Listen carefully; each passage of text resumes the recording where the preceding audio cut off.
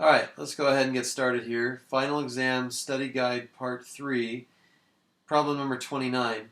We're wanting to graph this function, and let's start with a graph of 2 to the x.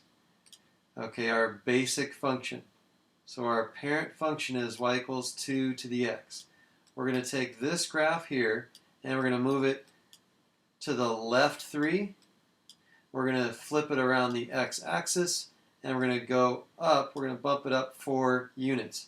Our key point, keep in mind here that we always want to keep track of our key point. Let's make that very obvious here. There's our key point right there.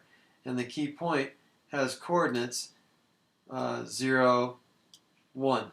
Okay, so 0, 1 are the coordinates of our key point. We can just take our key point and we can subtract 3 from it, and that would be -3, 1. Okay, if we flipped it over the x-axis, our key point's coordinates would be at -3, -1. And if we added 4 to the y values, then we would just add 4 to the y, and so we would come up with a key point at -3, 3. So let's just keep track of what's going on, and also keep in mind we're supposed to come up with the domain, range, and horizontal asymptote for this function. So if we move 3 to the left, let's do this. Let's go 3 to the left. We'll do it dotted. 1, 2, 3. 3 to the left, we have a point right there. And let's just, we know it's going to go up like that. Okay. And then if we take this point here and flip it over the x-axis, then we see we have this guy here. Flip everything over the x-axis. And then we're going to take this graph. Again, remember we have -3, -1. And we bump that up 4 units. Now, this is where we want to be careful. We already start with a horizontal asymptote. All exponential functions are going to have a horizontal asymptote. So when we move this graph up 4 units, the horizontal asymptote will also move up 4 units. And we just count them. Let's make it really obvious. Here, let's pick a color like that. We go 1, 2, 3, 4. Let me make sure I line it up right. 1, 2, 3, 4. 1, 2, 3, 4. That's our key point. Has moved up. Also, though, remember, our horizontal asymptote is going to go up 1, 2, 3, 4, and end up. Oh, sorry, I didn't mean to be that bold. Let me get back down where we were. Okay, so our horizontal asymptote right there. Okay, it used to be at y equals 0. Now the horizontal asymptote is at y equals 4.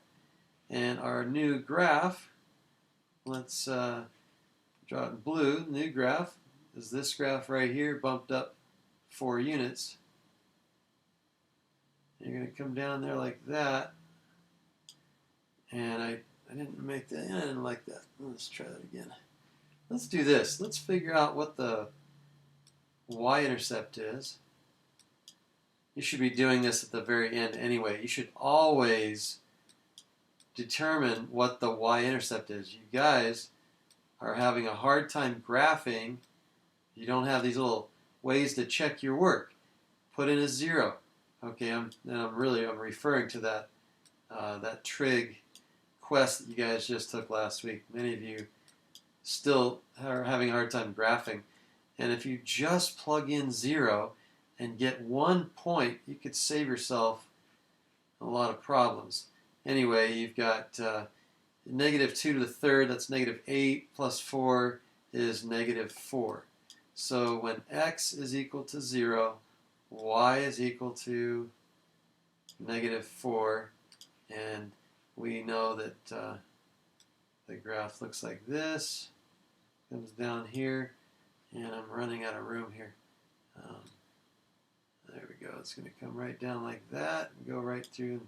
Remember what I said? Just make the dot a little bit bigger. And that's the graph. The domain is always all real numbers. always with exponential functions. So the domain is all real numbers. The range would be from negative infinity all the way to until you get, the bottom to the top, all the way until you get to 4. Okay, but not including 4, because the graph never hits 4. All right, and so there's your range, and we already talked about, oh man, this is tough. I already talked about the horizontal asymptote. And so there you have it. Definitely something, whoever asked for that, I won't mention your name, but that's a smart one to ask for, because you know there's going to be something like that on the final.